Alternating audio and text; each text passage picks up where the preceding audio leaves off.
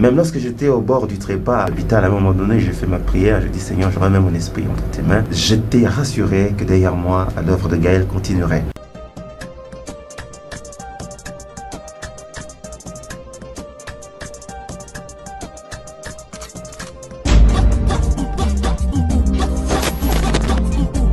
Alors, comme vous l'avez vu en description, aujourd'hui, on va parler du groupe Gaël ainsi que d'Alain Moloto. Cette vidéo va être en 4 parties. La première, on va parler des débuts. Ensuite, on va parler de l'explosion. Après ça, on va parler des problèmes. Et à la fin, on va parler de la renaissance.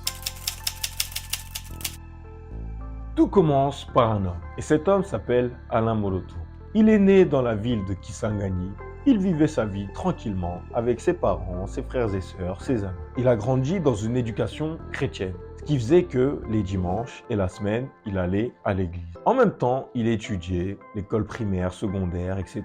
Et en 1983, il va étudier à l'école supérieure de commerce. Et dans cette même université, il va suivre des cours de théâtre. Il va ainsi intégrer un groupe théâtral universitaire. Les années vont passer et Alain Moloto va avoir une soif. Et cette soif consiste à rechercher davantage Dieu. Il regarde autour de lui et il voit que les musiques qui sont tout autour de lui, les musiques qu'il écoute, elles sont bien, mais il en veut plus. Et ce qui se passe, c'est que il va chercher la présence de Dieu, il va aller en retraite, il va aller dans des forêts, il va aller dans des coins très éloignés. Et en 1994, il va sortir son premier album qui s'appelle Jésus, le Prince Glorieux. Ce projet-là va être très bien accueilli. Il y aura également dans ce projet la participation de l'homme qu'on appelle Koul Matopé. Et il y a 2 chansons que j'apprécie particulièrement. La première est Mokano Nayo, avec le guitare au début de la chanson, qui t'hypnotise et fait en sorte que tu puisses rester tout le long de la musique. Et la deuxième chanson est Esprit Saint, une chanson que tout le monde connaît et qui est encore chantée jusqu'aujourd'hui dans les églises. Après ça, on se retrouve en 1998. Et là, Alain Moloto crée le groupe Gaël, qui veut dire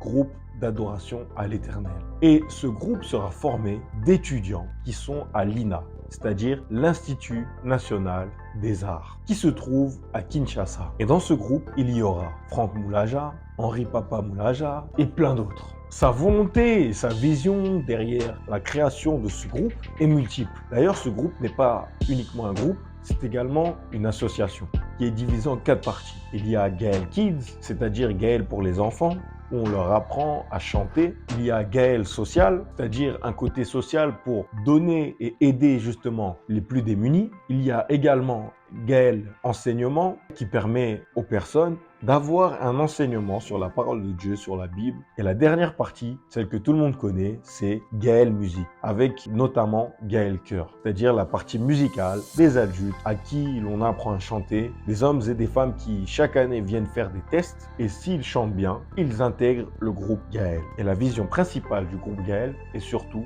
de rapprocher les hommes vers le cœur de Dieu et de faire de chaque homme des adorateurs de Dieu. Voilà la vision du groupe Gaël. En 2000, le groupe Gaël va sortir leur premier album qui s'appelle Yahweh Tobelemi.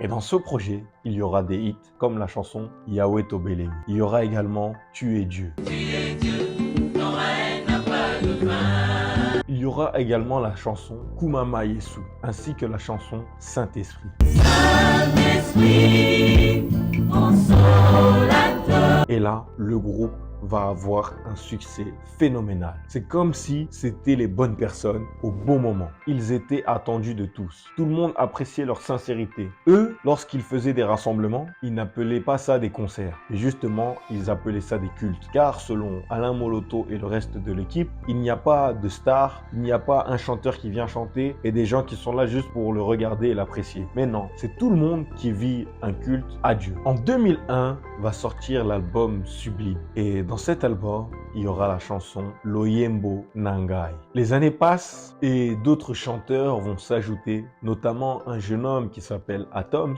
et une jeune fille qui s'appelle Nadège et tant d'autres. Mais ça, on va en parler juste après.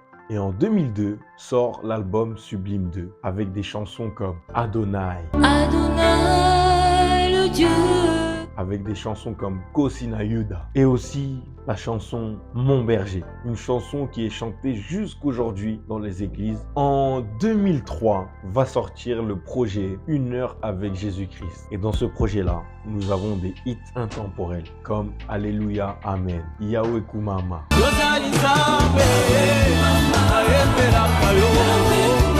Et surtout, Alléluia na Yesu. Et là, on va commencer à entendre les voix d'un jeune homme qui s'appelle Atoms et d'une jeune fille qui s'appelle Nadège. Ils vont entrer dans les cœurs du peuple congolais. Durant la même période, ils faisaient des grands événements où ils rassemblaient beaucoup de gens et ils chantaient. Et en 2004, ils vont sortir Une heure avec Jésus, volume 2. Et ce projet-là, franchement, c'est chaud. Tu sens qu'ils ont atteint un autre palier. Dans ce projet-là, il y aura 2 sons, intemporels disons. Le premier, c'est Yesu Kumisama, une chanson que tout le monde connaît et apprécie. Mais surtout, dans ce projet-là, il y a une chanson que tout le monde connaît, que toutes les églises chantent presque chaque dimanche. C'est la chanson interprétée par Nadège qui s'appelle Shiloh.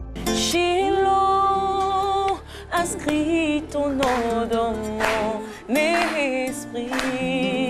En 2005, ils vont sortir l'album Célébration, où justement, ils font des musiques de célébration, des musiques de louange. En 2007, ils vont sortir Une heure avec Jésus, volume 3, avec cette chanson que tout le monde connaît, Mwana Nampate. Cette chanson aura également beaucoup tourné dans la communauté congolaise. En 2010, Alain Moloto va faire son second album solo qui s'appellera Le fruit de mes lèvres. Et dans ce projet, il y a une chanson qui s'appelle Naza Ya Yesu, qui va aussi beaucoup tourner. Et là, le groupe commence à être installé, à avoir beaucoup d'impact, que ce soit au Congo ainsi qu'en Europe, car le groupe aura fait des concerts dans plusieurs villes d'Europe, que ce soit à Bruxelles, que ce soit à Paris, que ce soit en Angleterre. Le groupe Gaël aura beaucoup tourné. Et l'un des désirs d'Alain Moloto était que son pays d'origine, qui est le Congo, puisse avoir une meilleure situation. Il estimait que la musique ainsi que l'association Groupe Gaël n'était pas assez. Et donc, le next step était de rentrer en politique. Chose qu'il fera avec ce qu'il appelle Eden, ce qui veut dire ensemble délivrance de la nation. Car il estimait que son pays d'origine, qui est le Congo, n'avait pas une assez bonne situation. Et son désir était que les Congolais puissent avoir une meilleure vie. Et c'est comme ça qu'il est rentré dans la politique. Et le truc, c'est que la musique et la politique ne font pas bon ménage. Le Congo a un peu ce point commun avec la France. Tu peux toucher à la musique, tu peux toucher au sport, tu peux toucher aux médias,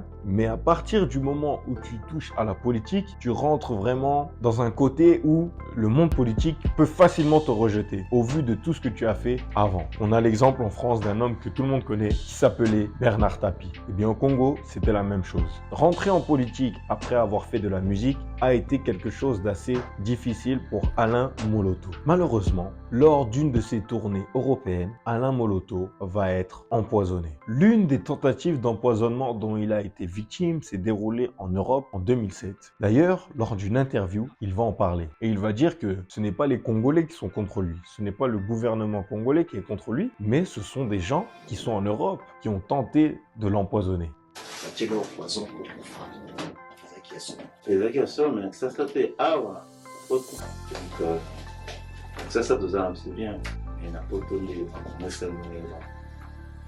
C'est un peu ce qui est dommage. Après ça, on arrive en 2012 et le groupe Gaël est nominé au Kora Award dans la catégorie Gospel Africa. Ensuite, on arrive en mai 2013. Atoms ainsi que sa femme Nadège ont sorti un album incroyable. Et cet album s'appelle Le Culte. Dans ce projet-là, il va y avoir des hits comme Worship Adonai,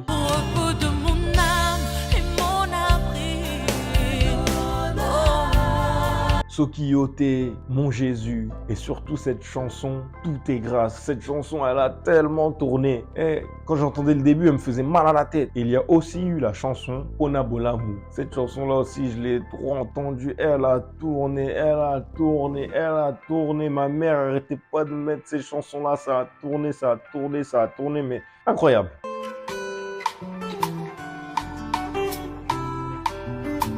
Et comme je vous l'ai dit, la face. Et comme je vous l'ai dit tout à l'heure, ils avaient eu beaucoup de succès. Malheureusement, le succès a un revers qui s'appelle les problèmes.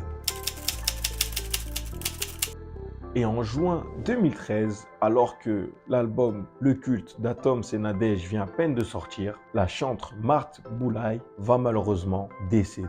Ce décès va fortement toucher le groupe. Mais ce qui se passe, c'est que à peine arrivé au mois de juillet, le chanteur Mwanda va décéder suite à un accident qui lui sera fatal. Et malheureusement, le groupe ne sera pas au bout de ses peines, étant donné que le 2 août 2013, Alain Moloto sera chez lui avec sa famille. Il parlera avec sa femme, il sera allongé dans son lit et il dira à sa femme: chérie, tout autour de moi je vois des anges qui entourent la chambre. Ils sont prêts à m'accueillir, ils sont habillés en blanc, ils sont très beaux à voir. Et sa femme lui dira: mais moi je ne les vois pas. Est-ce que tu peux leur dire de partir afin que tu puisses rester avec moi? Et il lui dira: je ne peux pas leur dire de partir. C'est la volonté de Dieu que je puisse partir avec eux. Et c'est comme ça que Alain Moloto va décéder des suites d'une longue maladie due aux multiples empoisonnements qu'il aura subis. Il aura subi des empoisonnements en Europe, mais également en Afrique, au Congo. Alain Moloto, parmi toutes les différentes fois où il aura été empoisonné, il dira une fois en interview qu'il savait qui lui avait fait ça. Mais malgré ça, il n'était pas contre cette personne. Malgré ça, il aimait toujours la personne qui lui avait fait ça, sans dire qui était justement la personne derrière ça. Je connais la personne qui l'a fait, et je l'aime beaucoup, je l'aime bien. Ça n'a pas touché cette Iota, mon amour pour lui. Alain Moloto était un homme de vision. En 2011 et même les années 2009-2008, il disait déjà que Gaël, ce n'est pas que lui qui est l'homme orchestre. L'objectif du groupe Gaël est que la vision d'Alain Moloto puisse être perpétuée. Car si à son arrêt de cette activité-là ou à son décès, eh bien, le groupe Gaël s'arrêtait, cela signifiait justement que la vision n'était pas bonne et que tout dépendait de lui. Et son objectif n'a jamais été que tout le groupe Gaël ne dépende que uniquement de lui. Nous connaissons plusieurs groupes où, lors du décès de leur leader, les groupes se sont arrêtés. On peut dire par exemple Viva la Musica avec Papa Wemba. On peut aller même dans le rap, on peut dire Tupac avec Outlaw. Tout ça s'est arrêté dès le moment où lui, il est décédé. Eh bien, Alain Moloto ne voulait pas que ce soit la même chose avec le groupe Gaël. Depuis quelques années, son intérimaire, donc celui qui s'occupait du groupe quand il n'était pas là, était Atoms. Et c'est justement et logiquement par la suite qu'Atoms va devenir le responsable du groupe Gaël. Je me rappelle de l'une des vidéos du groupe Gaël intitulée Splendeur, où durant justement cette longue vidéo qui aura duré à peu près 1 heure, nous voyons Alain Moloto qui introduit tous les autres chanteurs. Et lui-même, il se met en retrait. Donc tout cela confirme tous ces dires. D'août 2013 jusqu'à juillet 2014, le groupe Gaël ne fera aucune apparition, étant donné qu'il devait digérer la nouvelle et il devait se structurer à nouveau, sachant que leur leader était parti. Et c'est la chose qu'ils vont faire. Arrivé en juillet 2014, ils vont réapparaître pour le concert Sanjola devant des milliers de personnes. En 2015, ils vont faire Sanjola partie 2 et cet événement va également réunir beaucoup de personnes. En 2016, le groupe Gaël va sortir leur premier album depuis le décès d'Alain Moloto et cet album s'appelle Sublime Parfum qui chante avec justement la magnifique chanson qui s'appelle Parfum. En 2021, Atoms et Nadège vont sortir leur projet qui s'appelle Psaume. Et dans ce projet, il y aura des hits comme Emmanuel est là, Yeshua Mashiach, Nako Banga et Lokote, Touché et encore plein d'autres hits. Après ça, on se retrouve au mois d'août 2023. Ça fait tout juste 10 ans qu'Alain Moloto nous a quittés. Et là, Internet est en train de bouger. Pourquoi? Parce que Jean-Michel Moloto, donc le fils d'Alain Moloto, fait une vidéo qui surprend tout le monde. Bonsoir à tous. Je suis Jean-Michel Moloto, fils de papa Alain Moloto. Cela fait maintenant 10 ans que papa nous a quittés. Cependant, il ne se passe pas un seul jour sans qu'on reçoive des questions, pas seulement sur la personne qu'il était, mais aussi sur les causes de sa disparition. Et 10 ans après, nous aimerions vous partager la vérité autour des causes de sa disparition.